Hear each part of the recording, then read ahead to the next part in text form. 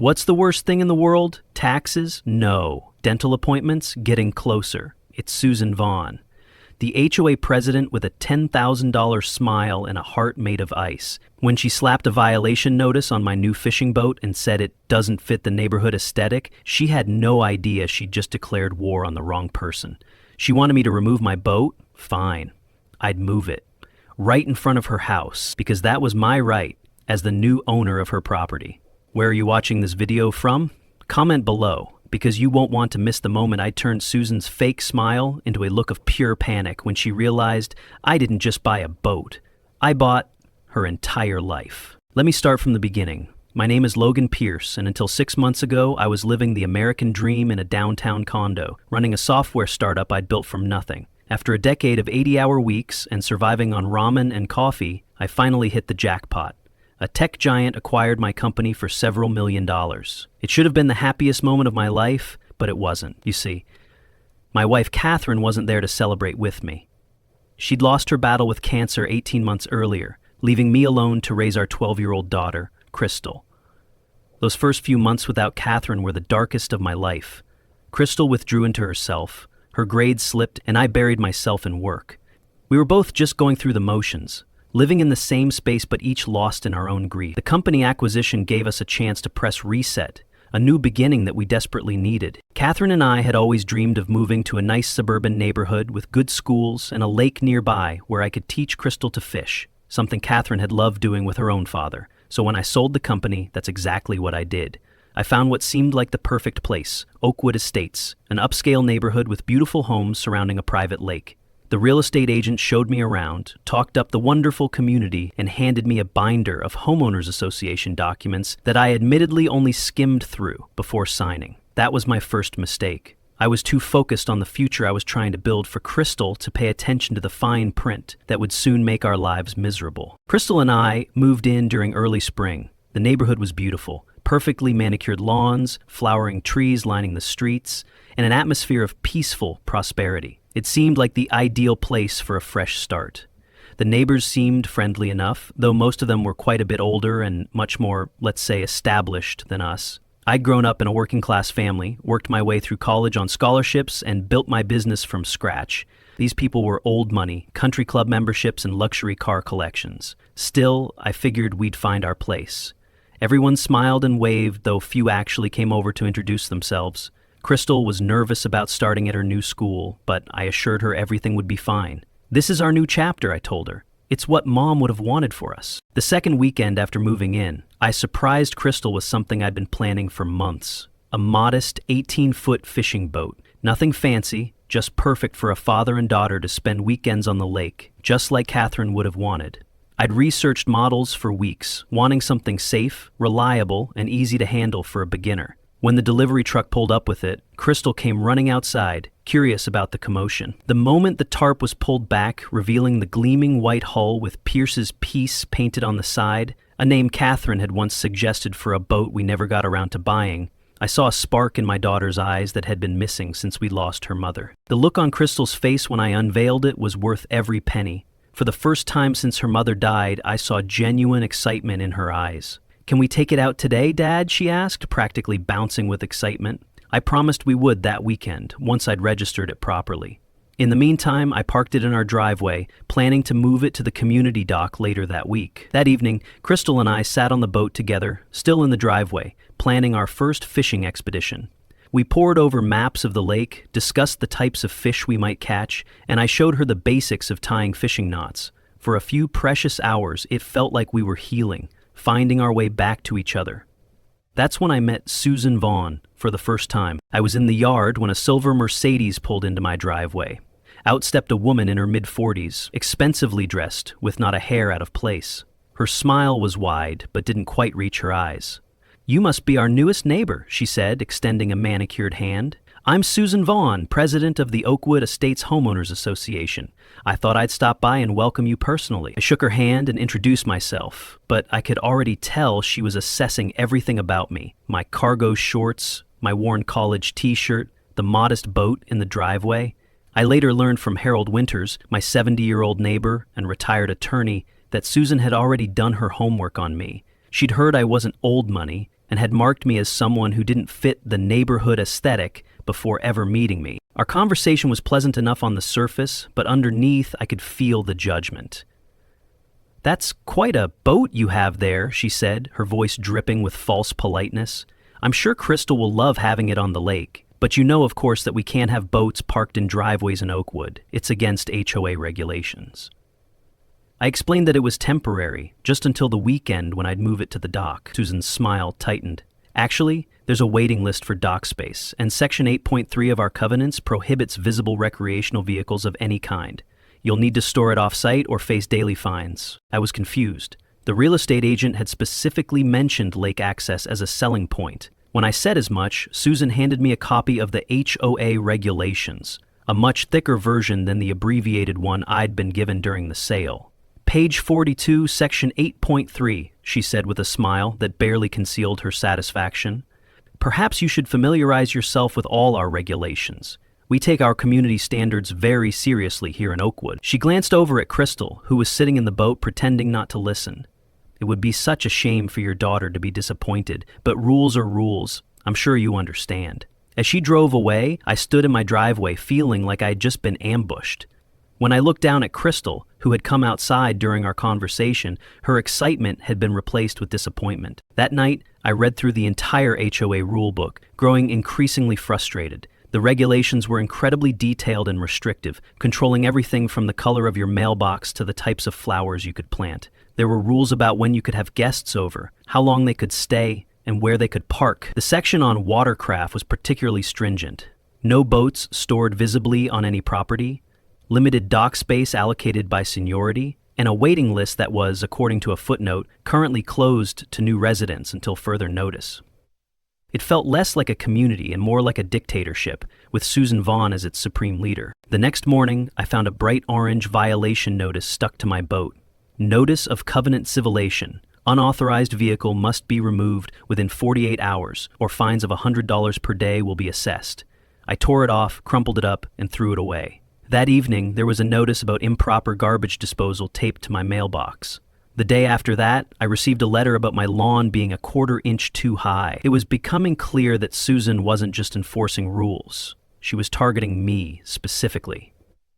When I tried to call the HOA office to discuss the situation, I was told Susan was unavailable, but that all violations needed to be remedied immediately to avoid escalating penalties. Crystal noticed the tension building. "Are we in trouble, Dad?" she asked one evening, watching me measure the grass with a ruler to make sure it met the exact specifications. The absurdity of the situation hit me. Here I was, a grown man with a successful business exit behind me, measuring grass blades to please some power-hungry HOA president. "No, sweetie," I assured her. "We're just learning the rules of our new neighborhood." But I couldn't hide my frustration, and Crystal was perceptive enough to know something was wrong. That night, I heard her crying in her room, looking at pictures of her mother on her phone. We'd moved here for a fresh start, for healing, and instead, we were being harassed by a woman who decided we didn't belong before she'd even met us. A week later, Susan called an emergency HOA meeting about recent violations threatening our community standards. When Crystal and I arrived, we discovered the meeting was essentially a public shaming session aimed directly at us. Susan stood at the front of the room in the community center, PowerPoint ready, showing photos of my boat, my lawn, and even the basketball hoop I'd installed for Crystal, apparently also against regulations. "As we all know, maintaining our property values is our #1 priority," Susan told the 20 or so neighbors gathered there. "And that means enforcing our standards without exception." She looked directly at me.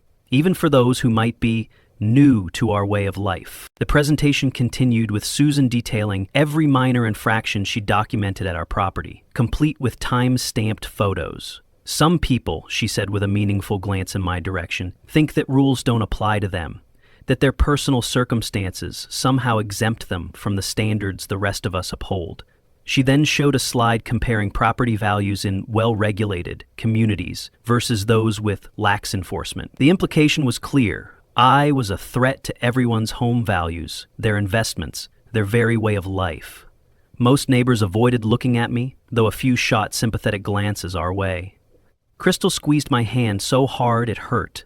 I could see tears welling in her eyes as Susan continued her thinly veiled attack. After the meeting, I approached Susan, trying to be reasonable. Look, I understand the importance of community standards, I said, but some of these regulations weren't clearly communicated during the purchase. Maybe we could work together on a reasonable timeline for compliance? Susan's smile was cold. The regulations are the regulations, Mr. Pierce. If you find them too burdensome, perhaps Oakwood Estates isn't the right fit for you. She turned to walk away, then added over her shoulder, by the way, your fence is 2 inches higher than regulation. You'll be receiving a notice about that tomorrow. As we walked home afterward, Harold Winters caught up with us. Don't take it personally, son, he said, looking over his shoulder as if afraid of being overheard. She did the same thing to the Johnsons last year, and the Patels before that. She's forced 3 families out of the neighborhood in the past year alone. You'll be next, if you don't fall in line. I asked him why everyone put up with Susan's behavior. Harold sighed deeply. Fear, mostly. She's vindictive toward anyone who opposes her. And she's got friends on the zoning board, the city council, even a judge or two. Most people find it easier to comply than fight. I looked down at my daughter, her eyes still wet from Susan's introduction to the entire neighborhood, and I knew no one was going to force us out. But if Susan wanted to play this game, I would show her how I played. Over the next few weeks, I did my research. I had the boat stored at a marina 20 minutes away and paid the ridiculous fine. I trimmed the lawn to exactly the required height. I took down Crystal's basketball hoop. I was determined to follow every rule to the letter while figuring out my next move.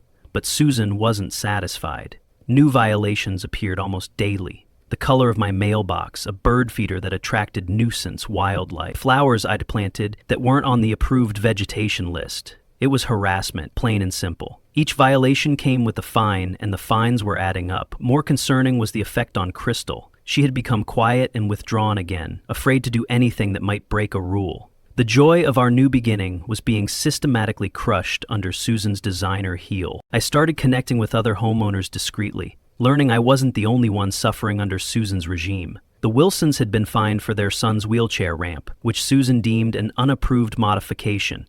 They eventually got an exception under the Americans with Disabilities Act, but only after hiring an attorney. The Garcias had been cited for excessive gathering when they hosted a First Communion celebration for their daughter. The pattern was clear. Susan targeted anyone who didn't fit her narrow vision of what the community should look like, using the HOA regulations as her weapon. I sought Harold's legal advice. He was a retired corporate attorney who'd practiced for over 40 years. The problem, he explained, is that HOAs have tremendous power. Courts generally uphold their right to set and enforce rules, even seemingly arbitrary ones. Your best bet is to find procedural violations in how the rules were created or enforced. So, I started digging. I attended every HOA meeting, recording everything. I requested all HOA records, minutes, financial statements, anything I could legally access. I befriended Linda Marshall, the timid but honest 50-year-old HOA secretary, who began slipping me information about how Susan operated. Linda was a treasure trove of insider knowledge. I've worked for 3 HOA presidents before Susan, she told me during a clandestine meeting at a coffee shop well outside Oakwood. None of them were perfect, but Susan is different. She sees the HOA as her personal kingdom. Linda had been keeping her own private records of Susan's misconduct, afraid to speak up, but unwilling to be complicit in the abuse. She changes meeting minutes after I've typed them up. She holds unannounced meetings with just her allies on the board. She's even forged signatures on proxy votes when she needed to push something through. What I discovered was shocking. Susan had been selectively enforcing rules against people she deemed undesirable. She'd been holding emergency board meetings without proper notice when she wanted to push through new regulations. She'd even been altering meeting minutes after they were approved.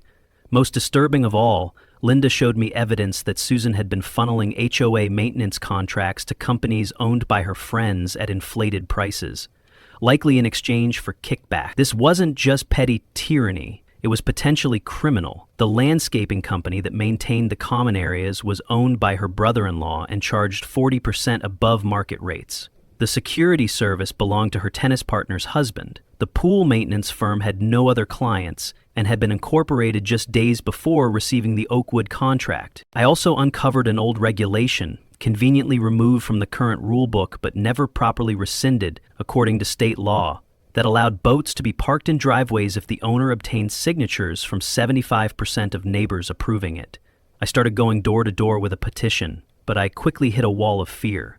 People would listen sympathetically, but when it came time to sign, they glanced nervously up and down the street and make excuses. I'd love to help, but my variance request for a new gazebo is pending, or we're trying to sell next year and we can't risk getting on Susan's bad side.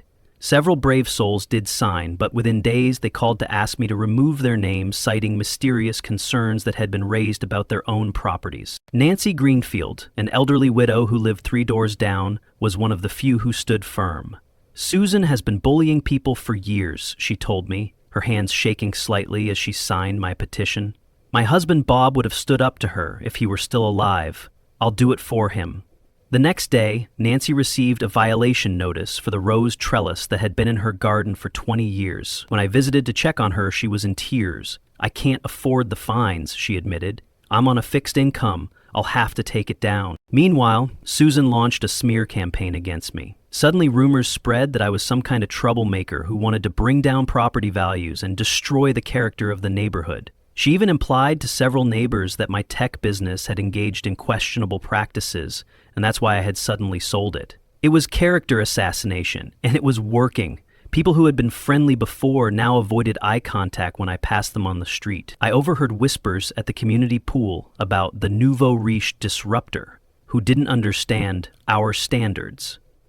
Even Crystal felt the impact at school, where classmates whose parents lived in Oakwood had begun excluding her from social events. I was at my lowest point, seriously considering selling the house at a loss and moving somewhere else, when Harold called me over one evening. "Take a look at this," he said, showing me a private real estate listing on his computer. It was Susan's house. She was selling, quietly and quickly. According to Harold's sources, she was planning to cash out, move to a more prestigious neighborhood across town, and leave behind the mess she'd created. She does this, Harold explained. Manipulates the rules to drive out anyone who might oppose her, then sells high and moves on once she's consolidated power. The listing described Susan's home as a prestigious property in an exclusive, meticulously regulated community with exceptionally high property values. The asking price was well above market value, even for Oakwood. She's going to cash in on the very standards she's been terrorizing everyone about, Harold said with disgust. And whoever buys her house will probably be cut from the same cloth. The cycle will continue. As I stared at the listing for Susan's sprawling colonial house, listed at almost $1 million, a crazy idea began to form in my mind. If Susan thought she could run people's lives and then walk away, she had no idea what was coming. I called Richard Blackwood, my attorney who had handled the sale of my company, and Aaron Young, a college friend who'd become a successful real estate broker. Together we formulated a plan that was entirely legal but deliciously devious. Aaron was particularly enthusiastic. He'd had his own run-in with an oppressive HOA years earlier and relished the opportunity for some poetic justice. "You're going to need a shell company," Richard advised, "and ironclad paperwork. If you want this to work, everything has to be by the book." Aaron nodded in agreement. "And I'll handle the negotiations. Susan doesn't know me, and I can play the part of representing a wealthy client who values privacy. She'll never suspect a thing." First, we established Oakwood Legacy LLC, a shell company with me as the silent owner. Richard set up the legal structure carefully, ensuring everything was legitimate and untraceable back to me. Then Aaron reached out to Susan's listing agent, expressing interest from a wealthy but very private buyer.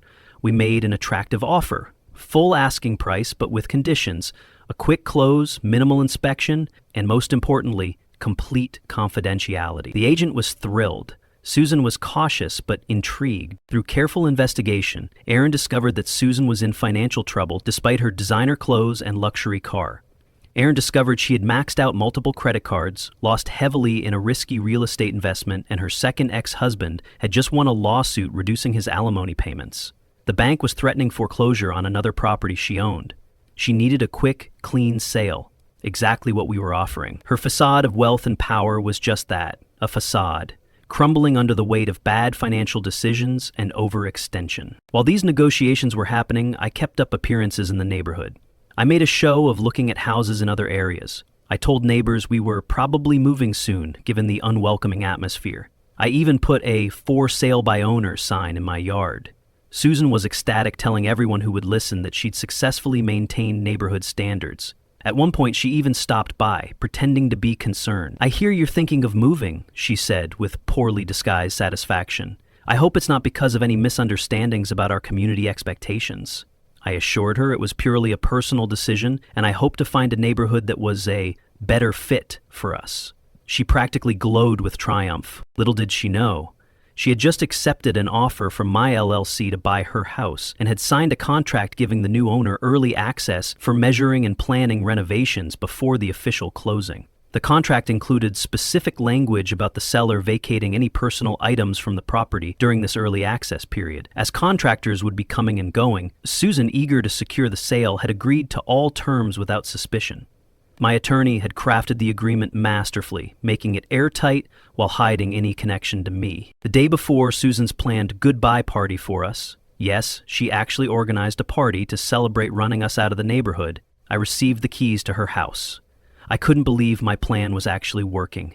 With the keys in my hand, I felt a mix of vindication and nervousness. This was really happening. I immediately called the boat transport company. "Can you deliver my boat to this new address tomorrow morning?" I asked. Susan wanted me to remove my boat from my property? Fine. I'd park it in the most legally appropriate place possible, right in front of her house, on property that now belonged to me. Tony, the boat transport driver, was initially confused when I explained what I wanted. "Let me get this straight," he said. "You want me to deliver your boat to someone else's house?"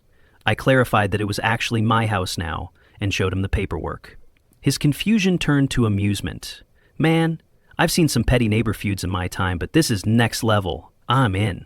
We agreed on an early morning delivery before most of the neighborhood would be up and about. I wanted everything in place before Susan's party. The next day was one I'll never forget. Susan had invited the entire neighborhood to her home for afternoon cocktails and a fond farewell to the Pierces, though in reality it was a victory celebration for having driven us out. The invitation, delivered to every home except ours, described it as a gathering to celebrate our community's continued commitment to excellence. Harold had shown me his copy, shaking his head at the audacity. Meanwhile, Tony from the boat transport company and I had arrived at Susan's house early that morning. We positioned my boat perfectly in her circular driveway, prominently visible from the street. Tony, who found the whole situation hilarious once I explained it, helped me set up multiple signs around the property. Public property, no trespass extent. Violators will be prosecuted to the fullest extent of the law, and my personal favorite, 24/7 video surveillance in progress.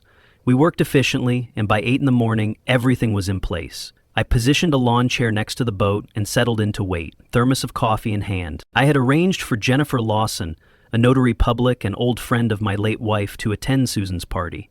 Her job was simple: be a legal witness to whatever happened next. Jennifer had known Catherine since college and had seen firsthand how devastated Crystal and I had been after her death. When I explained what Susan had been doing to us, she was more than happy to help.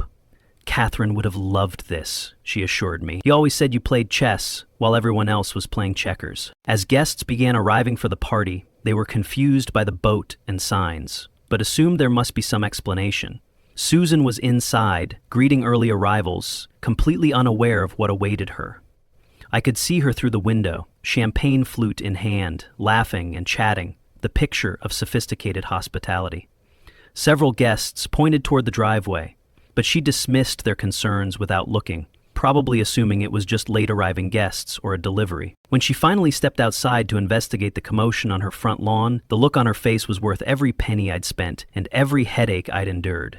Her expression transformed in stages: confusion, recognition, shock, and then pure, undiluted rage. She stood frozen for a moment, processing the sight of my boat in her driveway, surrounded by warning signs, with me sitting calmly beside it. The gathered guests peered around her, murmuring in confusion and disbelief. Her smile vanished, replaced by shock that quickly morphed into rage. "What is the meaning of this?" she shrieked, storming toward me. "How dare you park that monstrosity on my property? I'm calling the police right now." The gathered neighbors watched in stunned silence as Susan pulled out her phone and dialed 911, reporting vandalism and trespassing. I simply stood there, smiling calmly, as Jennifer recorded everything on her phone. Susan's voice grew increasingly frantic as she described the situation to the dispatcher. "No, you don't understand. He's trespassing. This man has put his hideous boat in my driveway. Yes, I need officers here immediately." Several neighbors were now recording the scene on their phones, while others whispered among themselves. I remained calm, waiting for the police to arrive. Crystal had stayed home with Harold.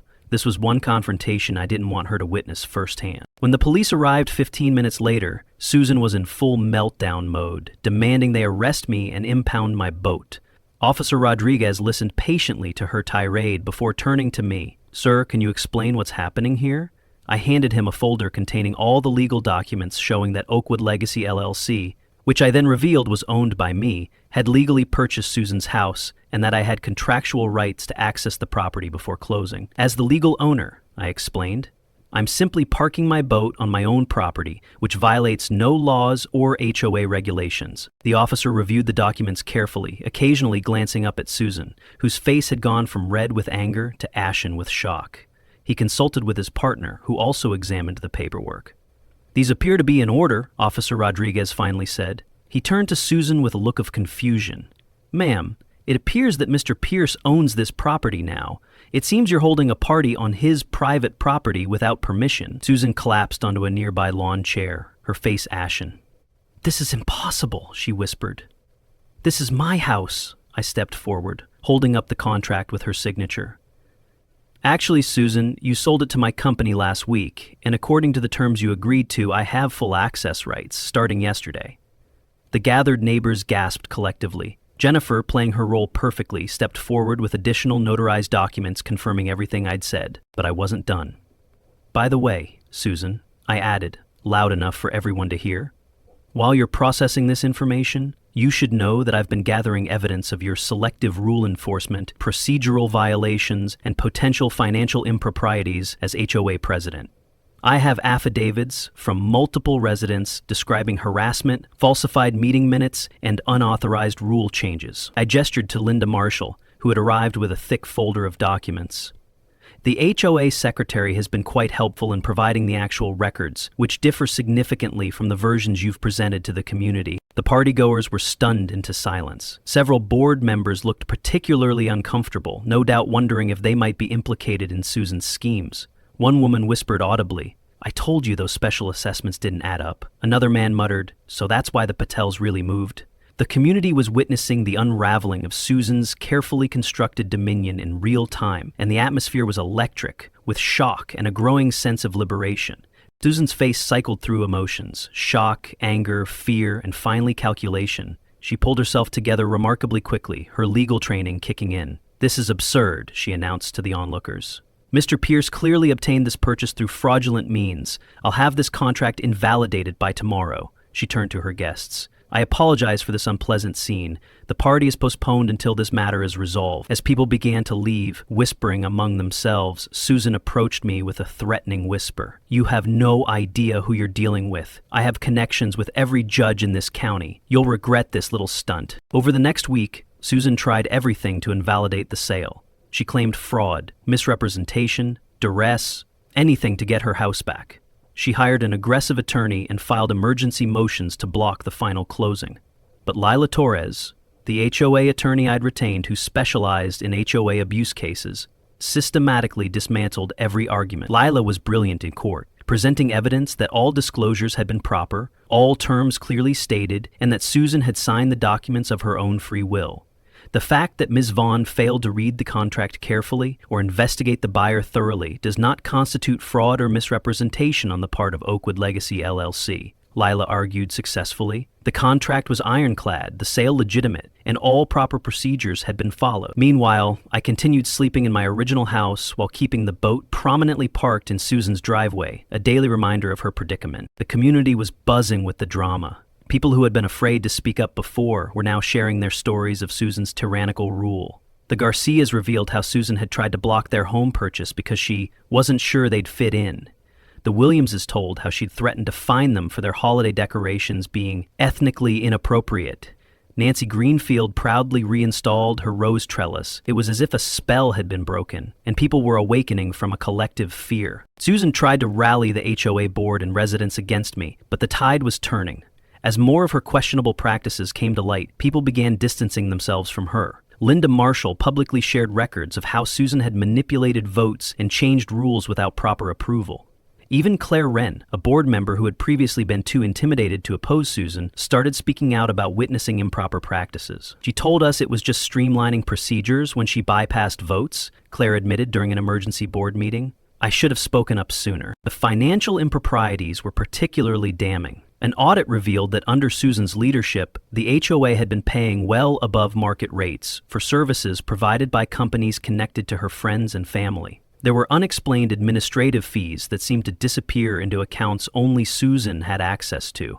The community pool renovation, which had gone significantly over budget, had been contracted to her cousin's construction company without competitive bidding. The evidence was mounting, and Susan's position was becoming increasingly untenable. The final blow came from an unexpected source. Thomas Vaughn, Susan's 22-year-old son, who was home from law school. During an emergency HOA meeting, Susan had called to try to regain control of the situation. Thomas stood up and addressed the community. His hands trembled slightly, but his voice was firm.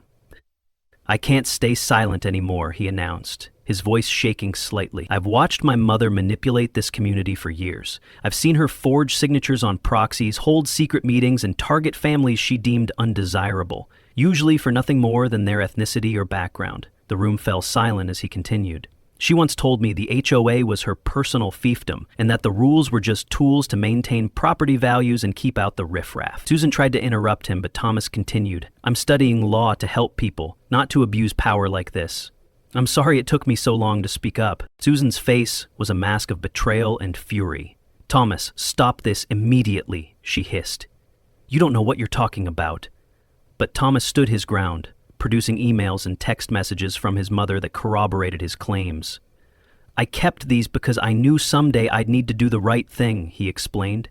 "I just wish I'd found the courage sooner." The meeting erupted into chaos, with board members calling for Susan's immediate resignation and homeowners demanding a full investigation into all HOA finances. After that meeting, Susan's position became untenable. With the closing date approaching and her legal options exhausted, I decided it was time to present her with a choice. I wanted resolution, not endless conflict. I invited her to meet me at a neutral location, a coffee shop downtown, with both our attorneys present.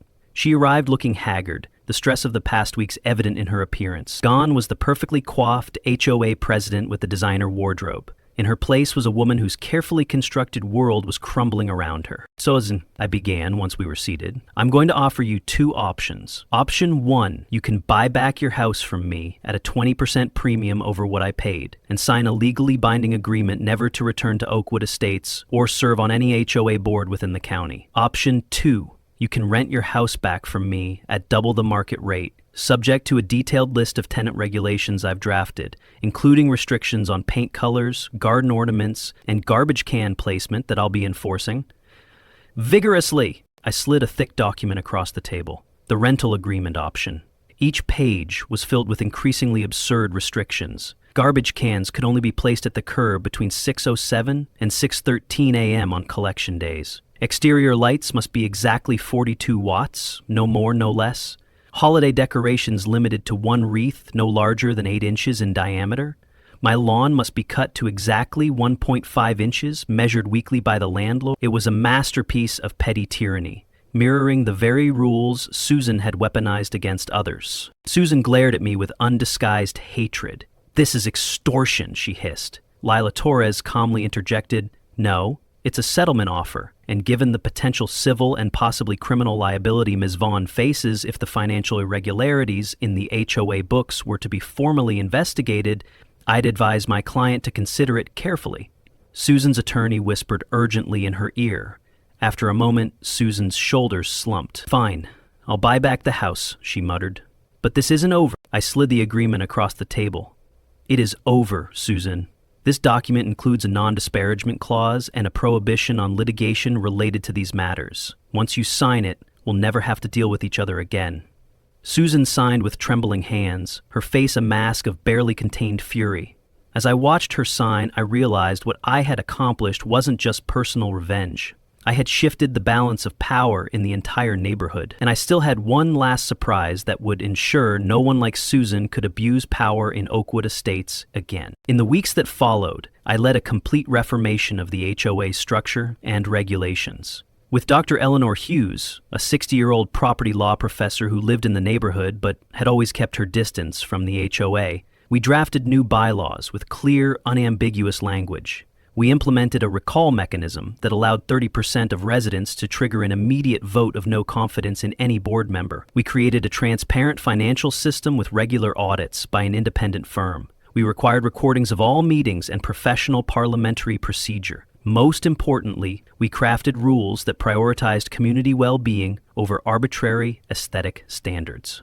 The community embraced these changes enthusiastically. People who had never attended an HOA meeting before showed up to contribute ideas. We formed committees focused on different aspects of community life: activities for children, improvements to common areas, welcoming new residents, and supporting elderly neighbors. The atmosphere in Oakwood Estates transformed from one of fear and rigid conformity to genuine community spirit. Crystal blossomed in this new environment, making friends with neighborhood kids who were now allowed to play basketball in driveways and ride bikes on sidewalks without fear of violation notices. Claire Wren stepped up to run for HOA president on a platform of transparency and inclusivity.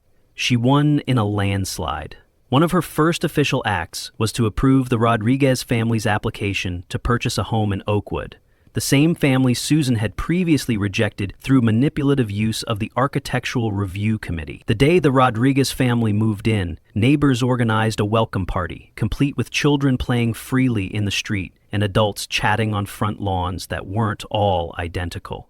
Harold Winters and other older residents who had been intimidated into silence under Susan's reign found their voices again. When the day came for Susan to move out, having completed the repurchase of her house at a premium that essentially erased my profit, there was no going away party. No one came to help her load the moving truck. Crystal and I watched from across the street as the last boxes were loaded and Susan's Mercedes pulled away, never to return. Crystal took my hand. "Dad, can we finally take the boat out on the lake now?" she asked. I smiled, knowing we had finally found a home, a real community. But there was one small detail I hadn't told anyone about Susan and her old house. A year later, Oakwood Estates had been transformed. Under Claire's leadership, the HOA had become a tool for building community rather than enforcing conformity.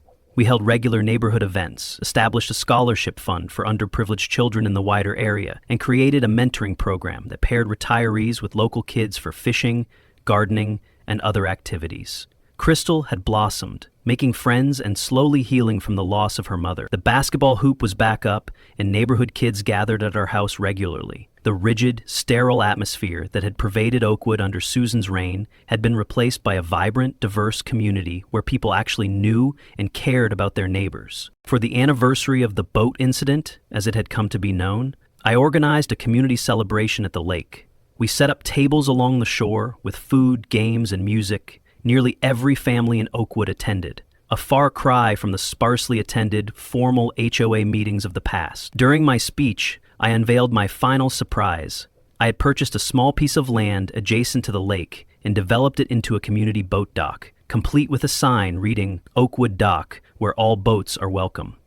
The crowd cheered as I explained that the dock would be open to all residents, with no waiting lists or restrictive rules.